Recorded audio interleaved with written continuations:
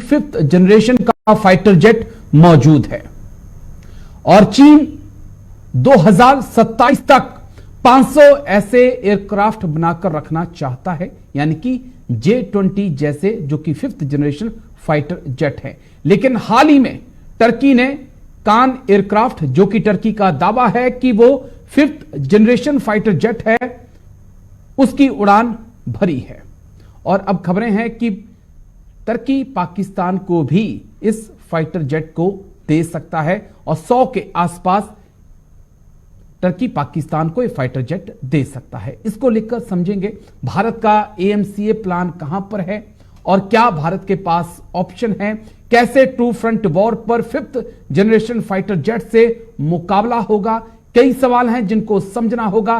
क्या किसी देश के साथ कोई बातचीत चल रही है 5th जनरेशन फाइटर जेट को लेकर, इसको भी आगे हम समझने की कोशिश करेंगे। लेकिन साथ ही साथ बात डॉलर वर्सेस रूबल या युआन की भी आज हम करने वाले हैं, क्योंकि ब्रिक्स अपनी एक करेंसी लाना चाहता है ताकि डॉलर को साइडलाइन किया जाए और यहां पर भारत के लिए असमंजस की स्थिति पैदा हो रही है। उसको भी डिकोड करने की कोशिश करेंगे कि क्या कुछ हो सकता है अगर ब्रिक्स भी अपनी करेंसी लेकर आता है और क्या वाकई में डॉलर को कोई करेंसी चेंज कर सकती है। आंकड़ों के जरिए यह भी मैं आपको समझाने की कोशिश करूंगा। एक्सपर्ट मेरे साथ जुड़े हैं, उनसे भी चीजों को आगे हम समझने की कोशिश करेंगे। साथ ही साथ मालदीव को लेकर भी बड़ी खबर है। जिन भारतीयों का मुद्दा, भारतीय सैनिकों का मुद्दा मुइजू ने उठाया था, वहां से अब धीरे धीरे भारतीय सैनिकों की वापसी शुरू होने वाली है। भारत मालदीव संबंधों के बीच चीन का क्या खेल है, उसे भी आज डिकोड किया जाएगा। लेकिन शुरुआत बड़ी खबर के साथ। तो बड़ी खबर आपको बता दें, चीन पाकिस्तान ने बढ़ाई भारत की टेंशन। बड़ी खबर आपको बता रहे हैं इस वक्त की। चीनी एयरफोर्स में 5वीं पीढ़ी के विमान शामिल हैं। J-20 का जिक्र मैंने किया। पाकिस्तान भी हासिल कर रहा है स्टील्थ विमान। 2026 तक चीन बना लेगा 500 स्टील्थ J-20। बड़ी खबर आपको बता दें, चीन पाकिस्तान ने बढ़ाई भारत की टेंशन। चीन एयरफोर्स में 5वीं पीढ़ी के विमान शामिल। पाकिस्तान भी हासिल कर रहा स्टील्थ विमान। 2026 तक चीन बना लेगा 500 स्टील्थ J-20। ग्राफिक्स के जरिए एक मोटी मोटी जानकारी मैं आपको दे दूं पहले, उसके बाद फिर एक्सपर्ट्स के पास चलेंगे। चर्चा की हम शुरुआत भी करेंगे कि आखिरकार LAC पर चीन और पाक की स्टील्थ साजिश है क्या। देखिए आप, 2026 तक चीन के पास 500 J-20 होंगे। चीन का स्टील्थ विमान J-20 है। रडार की पकड़ में नहीं आता J-20, यह चीन का दावा है। तुर्की ने भी बनाया 5वीं पीढ़ी का विमान, उसे कान नाम दिया गया है। KAAN नाम जो है वो टर्की ने दिया है। तुर्की पाकिस्तान को इस विमान की सप्लाई कर सकता है। ऐसी खबरें हैं कि तुर्की पाकिस्तान के बीच 100 विमान की बात हुई है, डील हुई है। पाकिस्तान ने चीन से J-31 हासिल कर लिए हैं। भारत का AMCA अभी रेस में कहां पर है, इसको समझना होगा। 2026 तक AMCA की उड़ान प्रोटोटाइप जो फ्लाइट है वो संभव हो पाएगी, लेकिन दुश्मन बहुत तेजी से आगे बढ़ रहा है और दुश्मन की तैयारियों को नजरअंदाज नहीं किया जा सकता। भारत क्या तैयारियां कर रहा है, कैसे काउंटर करेगा, यह समझाने के लिए आज हमारे साथ 3 खास मेहमान चर्चा में हैं। Group captain UK Devnath sir, जाने माने डिफेंस एक्सपर्ट, एयरफोर्स ऑफिसर हमारे साथ जुड़ चुके हैं। बहुत बहुत शुक्रिया सर। जय हिंद। सबसे पहले आपको कर्नल अभिनव गौहर हैं, डिफेंस एक्सपर्ट, बहुत बहुत शुक्रिया सर। जय हिंद आपको भी, शुक्रिया समय देने के लिए, थैंक यू।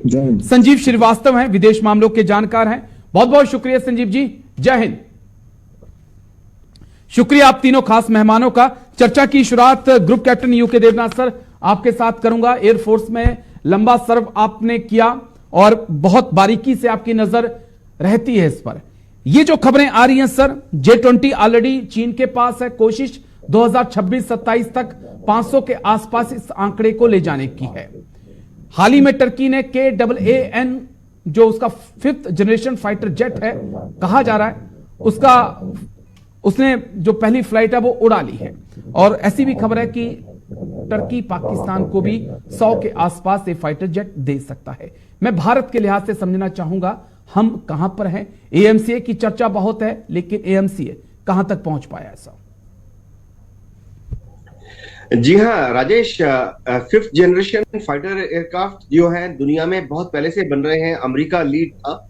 अमेरिका ने जब F117 बनाया, बाद में F-22 बनाया और लेटेस्ट अमेरिका ने F-35 बनाया, तब से ही इंडियन एयरफोर्स स्टेल्थ विमान 5th जनरेशन फाइटर एयरक्राफ्ट पर नजर रखी हुई है। रूस ने भी हमें आमंत्रण दिया था कि उनका सुखोई 57 वो बना रहे थे, तो उन्होंने भी हमें कहा था कि आप भी हमें ज्वाइन कर सकते हैं सुखोई 57 प्रोजेक्ट में। हमने कुछ हद तक रूस के साथ समय इस पर व्यतीत करने के बाद रियलाइज किया कि एक स्टेल्थ फाइटर विमान की फिलहाल इंडियन एयरफोर्स को कोई जल्दी नहीं है, यानी ऐसी कोई इमरजेंसी नहीं है। हमने देखा कि हाँ, चाइना जो है J-20 बना रहा है। जब चाइना ने पहले J-20 का प्रोटोटाइप 2012-2014 में डिस्प्ले किया था, तब से ही हमारी एयरफोर्स और इंटेलिजेंस एजेंसीज उस पर नजर रखी हैं। और हमने ये देखा है कि J-20 बढ़िया फाइटर है, ठीक है, 5th जनरेशन स्टेल्थ फाइटर है। गलवान के बाद चीन ने कुछ J-20s को अक्साई चीन के उस तरफ तिब्बत में डिप्लॉय किया था, तो इंडियन एयरफोर्स को काफी अच्छा एक गोल्डन अपॉर्चुनिटी मिला। हमने क्या किया कि हमारे जो वहां पर एयर डिफेंस रेडार्स थे, सर्विलेंस रेडार्स थे ग्राउंड बेस्ड, और हमारे जो अवाक थे उनको वहां पर खूब उड़ाया। और इससे हमें कुछ आइडिया हुआ। गलवान के बाद से जो 3 साल के समय में हमें 2 चीजें पता लग गई। एक तो J-20 इतना ज्यादा स्टेल्दी नहीं है जैसा कि चाइनीज एयरफोर्स दावा करती है। J-20 जो है इसका स्टेल्थ फीचर्स तभी ज्यादा इफेक्टिव है अगर वो सीधा आपकी तरफ देख रहा है, यानी आपकी तरफ आ रहा है। लेकिन अगर वो दाएं बाएं जा रहा है या टर्न कर रहा है या आपका रेडार उसके पीछे है, तो उसके स्टेल्थ अच्छे नहीं। एक और चीज जो हमने हमारे अवाक से और खासतौर से हमारे नेत्रा ने बहुत कामयाबी के साथ किया कि हमने अलग अलग फ्रीक्वेंसी पर ऑपरेट करते हुए चाइनीज J-20 को तिब्बत के ऊपर ट्रैक किया, कोशिश की, क्योंकि रेडार पे तो दिख रहा नहीं चाहिए जी। तो हमने ये देखा कि जैसे अलग अलग फ्रीक्वेंसी होती है, X band, K band, KU band, S band, L band. तो हमने जब इन सब अलग अलग फ्रीक्वेंसीज का एक मिश्रण किया, तो हमने देखा कि कुछ ऐसी फ्रीक्वेंसीज हैं जिस पर कि J-20 नजर आ जाता है। हाँ, इतना बढ़िया नहीं नजर आता। एक और चीज, इतना टेक ऑफ से ही नजर नहीं आता, लेकिन नजर आ जाता है। हमारे जो एक्सपर्ट्स थे, हमारे जो ऑपरेटर्स थे जो कि अवाक में बैठे थे, हमारे पास, मैं दर्शकों को बता दूं, IL-76 प्लेटफॉर्म पे हमने बहुत बढ़िया अवाक बना लिया है जी। और हमारे नेत्रा विमान जो बहुत ही शानदार है, तो हम उनको ट्रैक कर सकते हैं। रही बात इंडियन एयरफोर्स कब AMCA बनाएगी, समय लगेगा। हमें सबसे पहले तो अमेरिका से कॉन्ट्रैक्ट साइन करना पड़ेगा F414 इंजन के लिए, क्योंकि उन्हीं में से 2 इंजन जो है AMCA में लगेंगे जी। तो F414 का जब कॉन्ट्रैक्ट साइन हो जाएगा उसके बाद हम देखेंगे। समय लगेगा, 5 साल लगेंगे, 10 साल लगेंगे। पहले प्रोटोटाइप बनेगा, उसके 5-7 साल के बाद जब वो स्टेबलाइज हो जाएगा तो हम उसको इनिशियल ऑपरेशनल क्लियरेंस देंगे, यानी टेक ऑफ लैंडिंग करने की क्षमता है। और उसके भी 4-5 साल के बाद हम फाइनल ऑपरेशनल क्लियरेंस देंगे, यानी वो हवा से हवा के मिसाइल या हवा से जमीन के हथियार फायर कर सकता है। क्या यूके देवनाथ सर ये कह रहे हैं कि 2040 तक जो है, 2035 और 40 के बीच जो है AMCA इंडियन एयरफोर्स में शामिल हो सकता है, ये देवनाथ सर कह रहे हैं? जी हाँ राजेश, आपने एकदम सही टाइम फ्रेम दिया है। 2035 तक हमें पहला AMCA का जो बेसिक वर्जन है इंडियन एयरफोर्स में आ जाएंगी।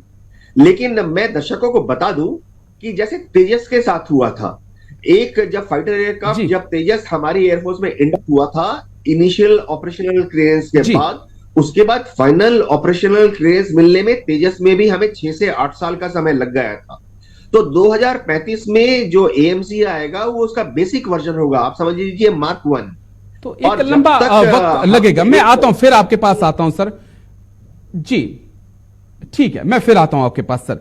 मैं संजीव जी आपके पास आना चाह रहा हूं। जो संजीव जी पॉइंट यहां पे समझना है मुझे कि ये ट्रायंगल है एक, कहें तो अगर एक तरफ चीन है, एक तरफ पाकिस्तान है, टर्की है, तीन एक ऐसे देश जो चाहे यूएन हो चाहे कोई दूसरा मंच हो, हमेशा भारत के खिलाफ रहे हैं। किस प्रकार से इन तीनों देशों के आपसी रिश्तों को और भारत को हम देखें, संजीव जी?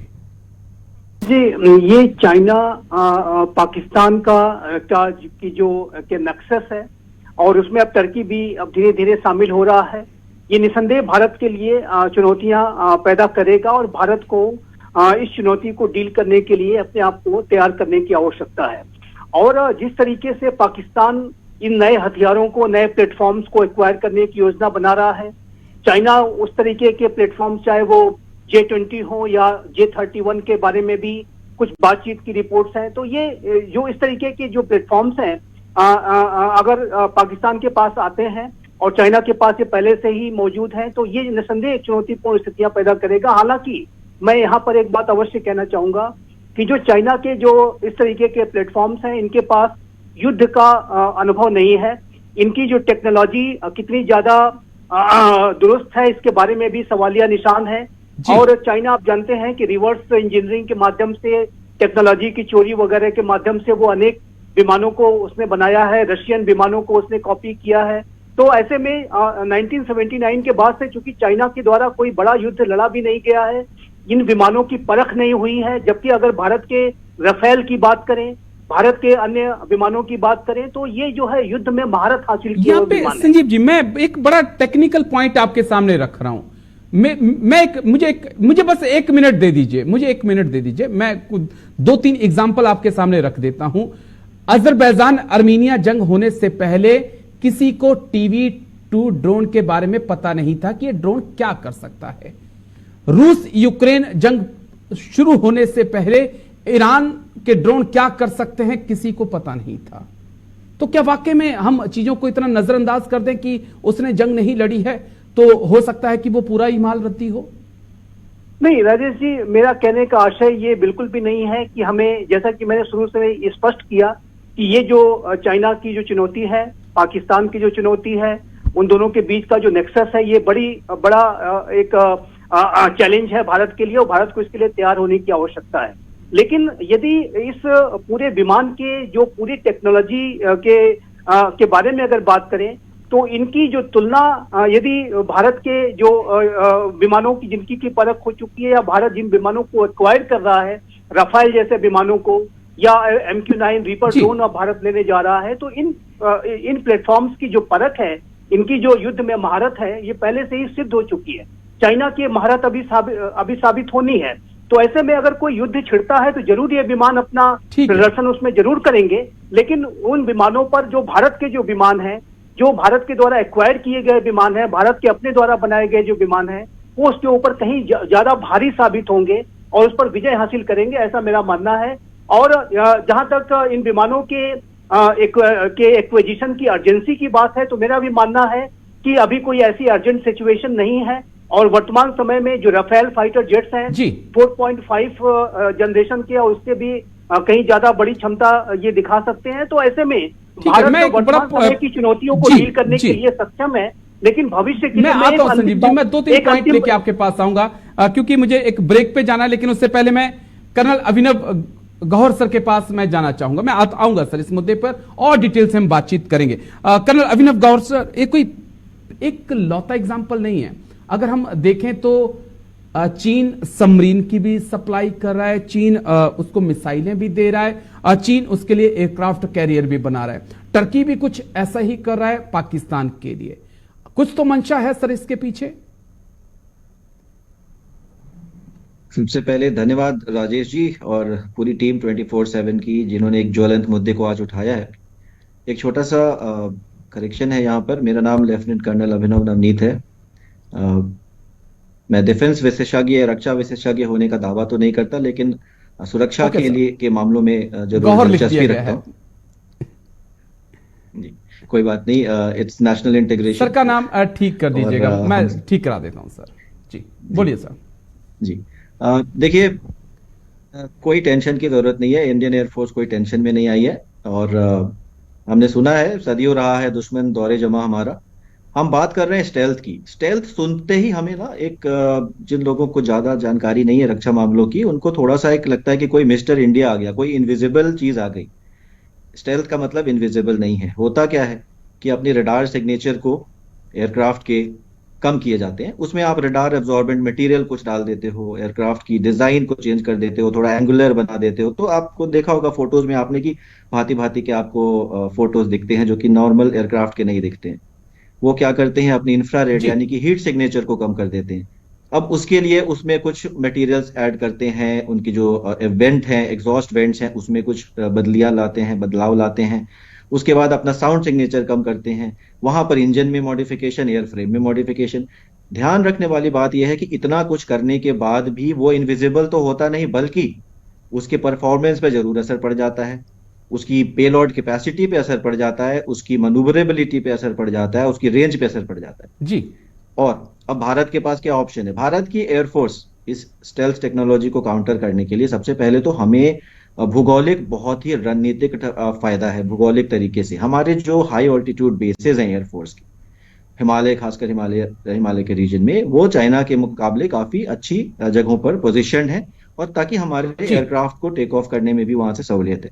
उसी तरह हम हिंद महासागर की बात करें तो हमारे नौसेना के जो ठिकाने हैं, एयरफोर्स के ठिकाने हैं, जहां से हमारे एयरक्राफ्ट ऑपरेट कर सकते हैं, उसमें भी हमारी बढ़त हासिल है चीन के साथ। तो बस ये सब जो एक तरीका है। और उसके बाद जो हमारे पिछले संजीव जी ने बताया, है। पिछले स्पीकर ने, कि महारत हासिल है, युद्ध का अभ्यास है, ना सिर्फ पुराने लड़ाइयों में, बल्कि हम लोग एयरफोर्स और नेवी कंटिन्यूअस भारत की जो है जॉइंट एक्सरसाइजेस करती रही है। तो एक ये स्ट्रेटेजिक और ठीक है। टैक्टिकल एडवांटेज दे रहा है। चलिए, अब मैं इंडिया सर इसको option, माफी इसको चाहूंगा, counter मुझे कैसे थोड़े से करे? ब्रेक के लिए जाना होगा, लेकिन ब्रेक के उस पार मैं आऊंगा, फिर इसी बिल्कुल। मुद्दे पर चर्चा को हम जारी रखेंगे, क्योंकि अभी मेरे जहन में कई सवाल हैं जिनका जवाब मैं आप तीनों से तलाशने की कोशिश करूंगा। एक छोटा सा लगातार हमारे साथ बने हुए हैं group captain UK Devnath sir. मैं सामने अपने सामने जो है हांगकांग से प्रकाशित होने वाले वेन बीपू कोई अखबार है, उसका एक आर्टिकल देख रहा हूं। यह आर्टिकल कहता है कि अगले 50 साल में या 2050 तक जो है 6 वॉर जो हैं वो चाइना ने लड़ने हैं, और 2035-38 के बीच भारत के साथ उसका वॉर हो सकता है। पाकिस्तान अटैक करेगा और पाकिस्तान के स्पोर्ट में जो है चीन अटैक करेगा।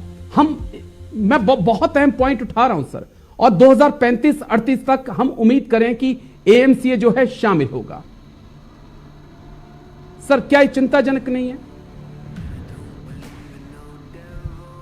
जहां तक भारत की समस्या है, ये समझना पड़ेगा कि भारत का आकलन ये है कि शायद कभी भविष्य में एक समय ऐसा आएगा जब भारत को एक साथ 2 फ्रंट वॉर करना पड़ेगा। उसमें चीन भी उत्तर से आ सकता है और पाकिस्तान भी पश्चिम से आ सकता है। इनफैक्ट रक्षा विशेषज्ञ जो है वो तो 2.5 फ्रंट की बात करते हैं, क्योंकि हमारा काफी सारा सुरक्षा तंत्र देश के भीतर भी अलग अलग प्रवृत्तियों को कंट्रोल करने में व्यस्त रहता है। बात ऐसी है राजेश कि हमें समझना पड़ेगा कि भारत सरकार जो है बहुत ही सीरियस तरीके से हमारी डिफेंस बजट की एलोकेशन को बढ़ा रही है, और ये भविष्य में भी हमारा डिफेंस बजट एक क्रमबद्ध तरीके से बढ़ रहा है जी। अब जहां तक हमारी फौज है, हमारी फौज के ऊपर 2 चीज बहुत क्लियरली लागू है, आम लोगों को पता होना चाहिए। फौज को बढ़िया हथियार चाहिए, कर्नल साहब मेरे साथ हैं, लेकिन जो क्या होता है कि जैसे छोटे छोटे देश हैं, अब नेपाल है, बांग्लादेश है, उनको हथियार चाहिए, उनको मालूम है नेपाल को और बांग्लादेश को कि वो बना नहीं सकते, वो तुरंत जाके इंपोर्ट करके ले आते हैं। अब भारत की जो फौज है, हमारे सामने एक दुविधा है कि जब भी हमें एक हथियार चाहिए होता है तो पहले हम उसको विदेश से इंपोर्ट नहीं कर सकते, क्योंकि भारत सरकार का एक तंत्र है, वो गौर करता है कि क्या वह हथियार अगले 5 साल, 10 साल, 15 साल, 20 साल में भारत में हम बना लेंगे। अगर जो भारत सरकार के जो कंसल्टेंट्स हैं, एडवाइजर्स हैं, मैं साइंटिफिक एडवाइजर की बात कर ही लेता हूं, डीआरडीओ में बड़े बड़े साइंटिस्ट हैं, साइंटिफिक एडवाइजर हैं, अगर वो भारत सरकार को यकीन दिला देते हैं कि हमारी आर्मी को ऐसा हथियार चाहिए, नेवी को ऐसा हथियार चाहिए, एयरफोर्स को ऐसा हथियार चाहिए, मान लेते हैं, लेकिन साइंटिफिक एडवाइजर ये बोल देता है कि अगले 5, 10, 15, 20 साल में वो भारत में हम बना लेंगे, तो फिर भारत सरकार उस हथियार को बाहर से इंपोर्ट करने में काफी संकोच दिखाती है, मना ही कर देती है। जहां तक टू फ्रंट वॉर की बात है, मैं आपको मोटा मोटी बता देता हूं कि इंडियन आर्मी जो है, एयरफोर्स है और हमारी नेवी भी काफी हद तक टू फ्रंट वॉर के लिए तैयार है। हमारे पास नंबर्स की कोई कमी नहीं है। इंडियन आर्मी के पास यथेष्ट संख्या में टैंक, तोप, बख्तरबंद गाड़ियां, इन्फेंट्री, कॉम्बैट व्हीकल सब अवेलेबल है। हम चाइना को भी रोक सकते हैं, ये ध्यान से आप सुनिए। हमारी एयरफोर्स और आर्मी चाइना को रोक सकती है। भारत सरकार ने सिर्फ इतना ही रोल दिया, चीन को हराने के लिए भारत सरकार ने अभी तक हमारी एयरफोर्स या आर्मी को वो टास्क नहीं दिया है। और इसी तरह से हम पाकिस्तान को हरा सकते हैं। ना सिर्फ हम पाकिस्तान को रोक सकते हैं, वरन भारत सरकार ने बोला भी है हमारी आर्मी, नेवी, एयरफोर्स को कि जरूरत पड़ने पर हमको, हमारी फौजों को पाकिस्तान को हराना भी है। तो हमारे पास जो संख्या बल है हमारे पास अभी, चाहे वो नेवी हो, आर्मी हो या एयरफोर्स हो, हम चीन को रोक सकते हैं टू फ्रंट वॉर में और हम पाकिस्तान को हरा सकते हैं। कोई चिंता की बात नहीं है। जी राजेश। ठीक है सर, चलिए कोई चिंता की बात नहीं है। चलिए मैं संजीव जी आपके पास आ रहा हूं। संजीव जी, मैं एक अलग एंगल से चीजों को आपके सामने पेश करूंगा। जिस प्रकार से ग्रीस के प्रधानमंत्री अब भारत के दौरे पर आए थे, लंबी बातचीत हुई, क्या टर्की को, क्योंकि लोहे को लोहा ही काट सकता है, चीन को जो भाषा समझ में आती है वो ताकत और प्रेशर की भाषा है, तो क्या एक प्रेशर टर्की के लिए ग्रीस का इस्तेमाल हो सकता है? क्या मंगोलिया में भारत को और ज्यादा एक्टिव होने की जरूरत है? क्या फिलीपींस और वियतनाम के अंदर भारत को ज्यादा एक्टिव होने की जरूरत है? क्या पाकिस्तान पे कंट्रोल रखने के लिए तालिबान या अफगानिस्तान की जो मौजूदा सत्ता है, या फिर ईरान के साथ और रिलेशंस को मजबूत करने की जरूरत है? राजेश जी, जैसा कि आपने अपने वक्तव्य में एक शब्द इस्तेमाल किया कि एक स्टेटमेंट इस्तेमाल किया कि चाइना को ताकत की भाषा समझ में आती है, तो जाहिर है कि ये जो नया भारत प्राइम मिनिस्टर मोदी के नेतृत्व का है, वो इस बात को बहुत अच्छी तरह समझता है कि चाइना का मुकाबला पोजीशन ऑफ स्ट्रेंथ के साथ ही, ताकत के साथ ही किया जाना चाहिए। और जब हम पोजीशन ऑफ स्ट्रेंथ को डेवलप करने की बात करते हैं, तो उसमें मिलिट्री का जो एक डिप्लॉयमेंट है, जो हमारी मिलिट्री प्रिपेयर्डनेस है, वो तो होनी ही चाहिए।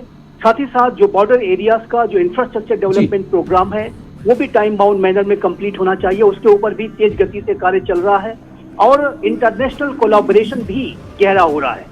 अगर हम चाइना और पाकिस्तान के टू फ्रंट के चैलेंज की बात करें, या उसमें अगर टर्की का भी चैलेंज ले लें, या प्लस यदि टेररिज्म का भी चैलेंज ले लें, तो ये मल्टीपल फ्रंट के चैलेंज हैं जो कि भारत के सामने पैदा हो सकते हैं। और इसको ध्यान में रखते हुए हमें अपनी तैयारियां दुरुस्त करनी होगी, सशक्त बनानी होगी, मजबूत बनानी होगी। सबसे अच्छी बात यह है कि आज का जो हमारा पॉलिटिकल इस्टेब्लिशमेंट है, जो हमारा मिलिट्री इस्टेब्लिशमेंट है, जो डिप्लोमेटिक इस्टेब्लिशमेंट है, सभी एक दूसरे के साथ बेहतर समन्वय और तालमेल के साथ इस पोजीशन ऑफ स्ट्रेंथ को डेवलप कर रहे हैं। BRO, border road organisation infrastructure development programme की दिशा में बड़ा ही शानदार और सराहनीय कार्य कर रहा है और हम नए वेपन्स को भी एक्वायर करते जा रहे हैं। एक बात में जो पिछले डिस्कशन के दौरान भी मैं कहना चाहता था, वो ये है कि भारत, चूंकि चाइना का मुकाबला, पाकिस्तान का मुकाबला और अन्य जो चैलेंजेस हैं उनका मुकाबला हमें शक्ति के साथ करना है, पोजीशन ऑफ स्ट्रेंथ को डेवलप करना है। इसी वजह से भारत के लिए भी ये आवश्यक है कि भारत 5th जनरेशन के फाइटर जेट्स को एक्वायर करने की दिशा में तेज गति से कदम बढ़ाए। AMCA कभी जब बनेगा उसके लिए लगातार प्रयास किए जा रहे हैं, लेकिन हमें, मेरा ऐसा मानना है, मेरा अपना असेसमेंट है कि हमें अपने स्क्वाड्रंस की संख्या को भी बढ़ाना होगा ये कम से कम 44 होनी चाहिए, जो कि वर्तमान समय में उस स्तर तक हमें इसको ले जाना होगा, और अनेक विमानों का एक्विजिशन आवश्यक है, प्लस 5th जनरेशन के फाइटर जेट्स भी उसमें शामिल होने चाहिए, ऐसा मेरा स्पष्ट रूप से मानना है। साथ ही साथ हमें अपनी सबमरीन्स की कैपेबिलिटीज को भी बढ़ाना होगा। सबमरीन्स की जो संख्या है वो चाइना के मुकाबले जो है अभी कमतर है, तो जाहिर है कि हमें अपनी जो मैरीटाइम जो पॉस्चर है, डिफेंस पॉस्चर है, उसको भी सशक्त और मजबूत बनाने के लिए अपनी नेवी में भी जो रिक्वायर्ड एक्विजिशंस हैं वो करने होंगे, उस पर काम करना होगा। चलिए मैं आता हूं आपके पास, आता हूं सर। कर्नल जी जी जी मैं आता हूं सर, फिर आऊंगा आपके पास। कर्नल अभिनव नवनीत सर, मैं आपके पास आ रहा हूं, उम्मीद है नाम आपका ठीक हो गया। और जो पॉइंट मेरा है सर, बहुत अहम पॉइंट संजीव श्रीवास्तव ने भी रेस किया, इसी पॉइंट को मैं अगर आगे बढ़ाऊं, क्योंकि जो सवाल था मेरा आपसे पिछली बार भी कि टैंक भी चीन दे रहा है, मिसाइलें भी चीन दे रहा है, सबमरीन भी चीन दे रहा है, और एयरक्राफ्ट कैरियर भी चीन चाहता है कि पाकिस्तान के पास हो। टर्की भी उधर से कुछ इसी प्रकार की TV-2 ड्रोन तो ऑलरेडी आ चुके हैं, लेकिन ऐसा है कि कई सबमरीन टर्की भी बना रहा है पाकिस्तान के लिए।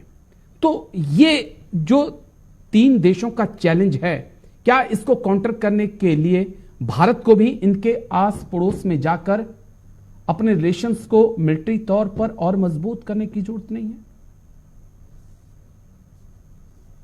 धन्यवाद। बिल्कुल सही आपने बोला कि हमें ये लड़ाई अकेले नहीं लड़नी है, इंटरनेशनल कोऑपरेशन, जॉइंट एक्सरसाइजेज, और भारत के अपने दोस्त हैं, एलाइज हैं, और उस दिशा में तो प्रयास हो रहा है। एक चीज मैं बताना चाहूंगा कि ये जो फिगर्स आ रहे हैं हमारे सामने, all warfare is based on dissipation.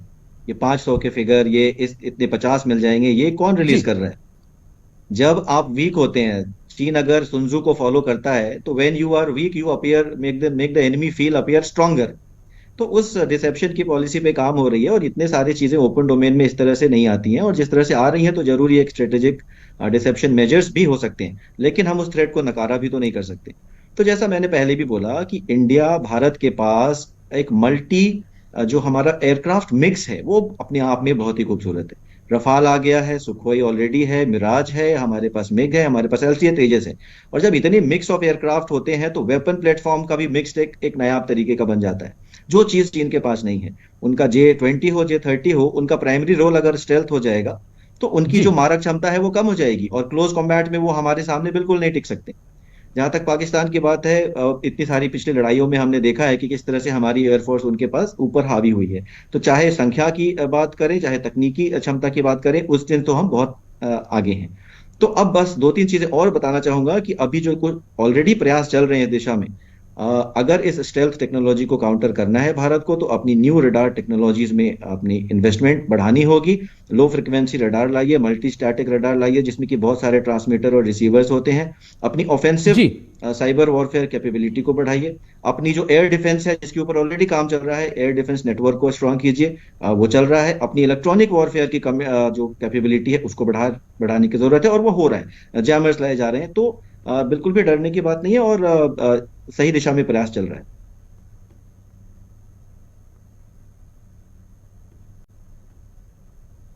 जी, मैं आपसे पूछना चाहूंगा, अमेरिका के कई जनरल्स जो हैं वो कह चुके हैं कि चीन का मुकाबला आने वाले वक्त में आसान नहीं है।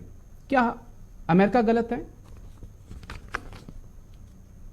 गलत सही कोई नहीं है। दुश्मन को हम कभी भी हमें कम नहीं समझना चाहिए, पहली बात तो वो है। तो मैं ये बोलना चाह रहा हूं कि मेरा जो मानना है, जो मेरी समझ है रक्षा की मामलों की, अगर जो हमने देखी है कि किस तरह की युद्ध की रणनीति चीन बनाता है। बड़ी खबर है, बड़ी खबर आपको बता दें, ब्रिक्स की कॉमन करेंसी पर काम कर रहे चीन रूस ने बढ़ाया ब्रिक्स में कॉमन करेंसी का विचार।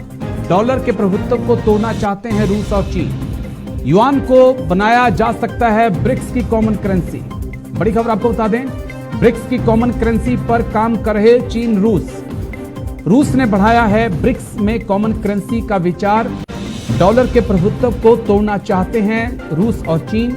युआन को बनाया जाएगा ब्रिक्स की कॉमन करेंसी। ये बड़ा सवाल है, और ऐसा होगा तो फिर भारत पर क्या असर होगा? अमेरिका पर क्या असर होगा, इसको समझना बहुत जरूरी है। लेकिन पहले ग्राफिक्स के जरिए एक मोटी मोटी जानकारी हम आपको जल्दी से दे दें, उसके बाद फिर एक्सपर्ट्स के पास चलते हैं। डॉलर वर्सेस युआन क्या करेगा भारत? ब्रिक्स में भारत दोहराए पर खड़ा है। डॉलर वर्सेस युआन क्या करेगा भारत? चीन रूस बढ़ा रहे ब्रिक्स पर प्रभुत्व। ब्रिक्स उभरती अर्थव्यवस्थाओं का गठबंधन है। ब्रिक्स सिर्फ अब व्यापार संबंध नहीं चाहता है, यह बड़ा अहम पॉइंट है। ब्रिक्स नहीं चाहता कि ब्रिक्स सिर्फ व्यापार संबंधों तक सीमित रहे। ब्रिक्स क्या नेटो का अल्टरनेटिव बनना चाहता है, यह समझना होगा। यूरो और डॉलर की तर्ज पर एक ग्लोबल करेंसी ये दोनों देश चाहते हैं। चीन से तनाव के बीच युआन बनेगा खतरा। अगर युआन जो है ब्रिक्स की करेंसी बनता है तो ब्रिक्स में भारत पर दबाव बना रहे हैं रूस चीन। पाकिस्तान को शामिल करना चाहता है चीन, और हाल ही में खबर आई है कि पाकिस्तान के सीनेटर रूस से लौटे हैं। उन्होंने कहा है कि पुतिन से बात हो गई है और 2024 में हम शामिल होंगे, लेकिन इसको समझेंगे। लेकिन अगला नेक्स्ट ग्राफिक्स जल्दी से प्ले कर दीजिए, क्योंकि क्या डॉलर को हटाना इतना आसान है, ये जल्दी से आंकड़ों के जरिए हम समझ लेते हैं।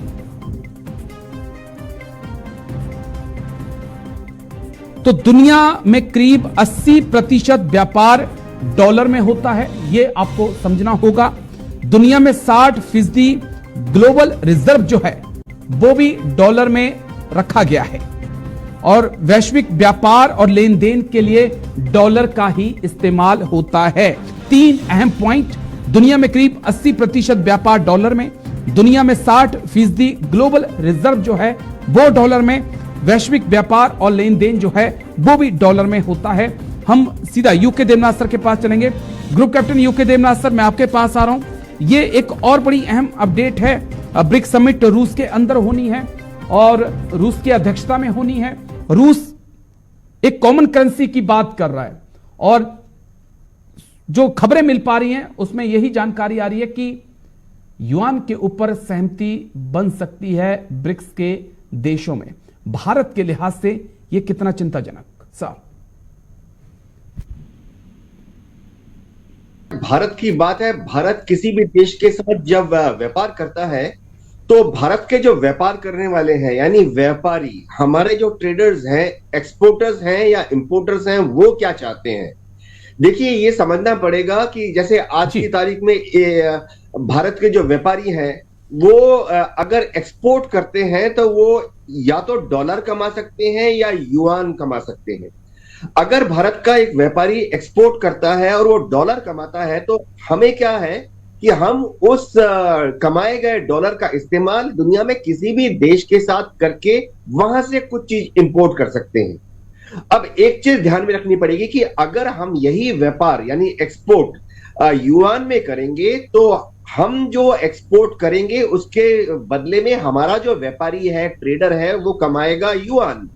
अब जब हम उस युआन को कमा लेंगे तो हमारा जो युआन हमारे रिजर्व में आ गया है, हम उस युआन का क्या करेंगे? उसको किसी देश को देकर हमें फिर वहां से कुछ खरीदना है ना जी। तो दुनिया का कौन सा ऐसा देश है कि जो भारत द्वारा कमाए गए युआन को लेकर भारत को कोई चीज बेचेगा?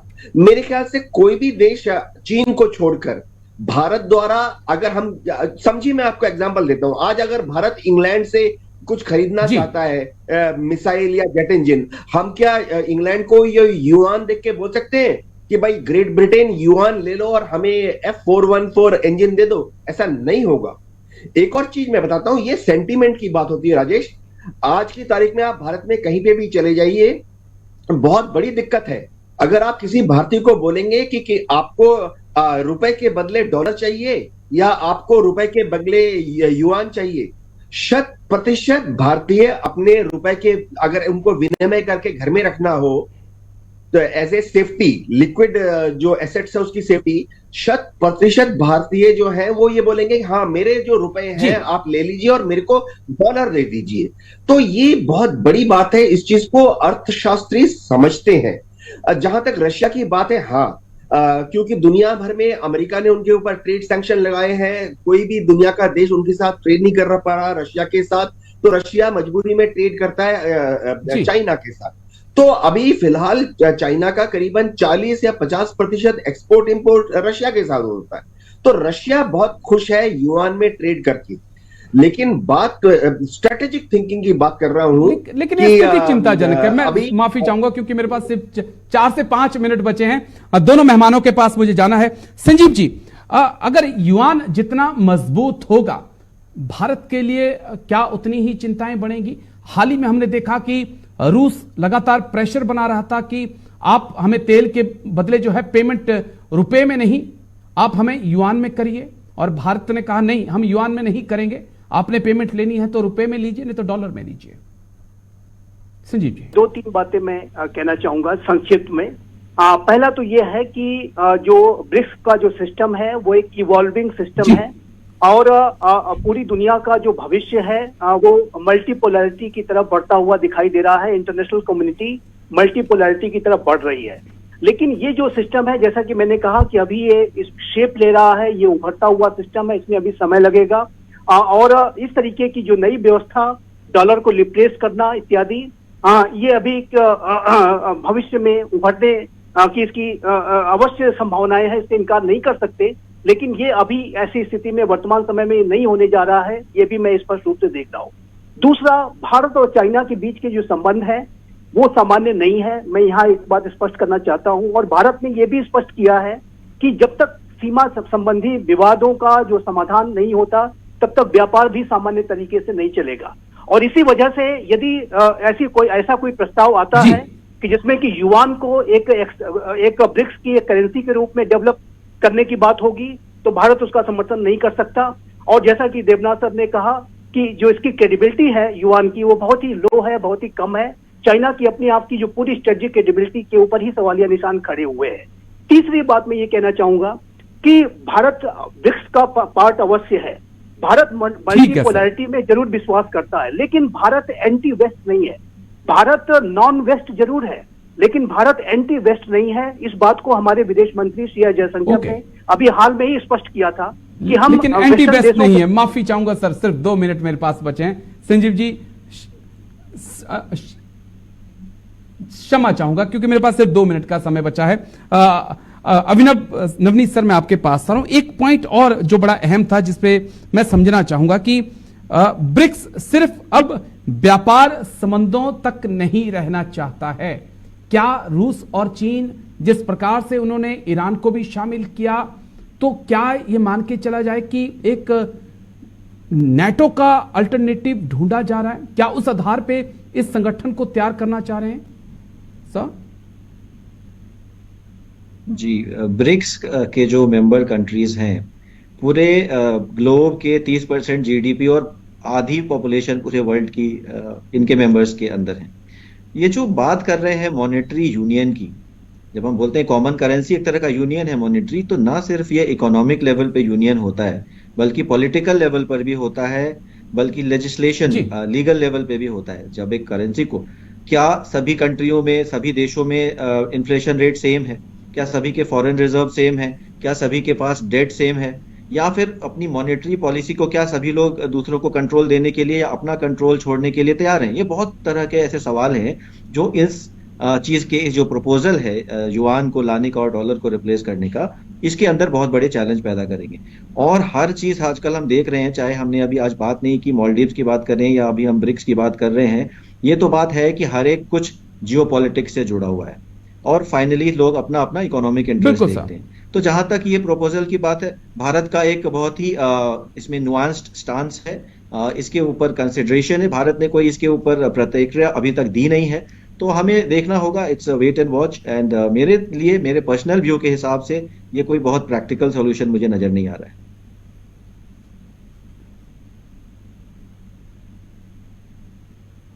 ठीक है सर, चलिए बहुत बहुत शुक्रिया आप तीनों खास मेहमानों का। Group captain UK Devnath sir, बहुत बहुत शुक्रिया। संजीव श्रीवास्तव जी, आपका बहुत बहुत शुक्रिया। लेफ्टिनेंट कर्नल अभिनव नवनीत जी, आपका बहुत बहुत शुक्रिया मेरे साथ खास चर्चा में जुड़ने के लिए। तो एक चीज तो आज चर्चा में साफ हो गई है कि चीन पाकिस्तान बेशक साथ आ रहे हों या साथ आ जाएं, बेशक उनके पास 5वीं पीढ़ी का स्टील्थ विमान ही क्यों ना हो, लेकिन भारतीय वायुसेना थल सेना और नौसेना की तैयारियां ऐसी हैं कि जब जरूरत पड़े तो दोनों को धूल चटाई जा सकती है।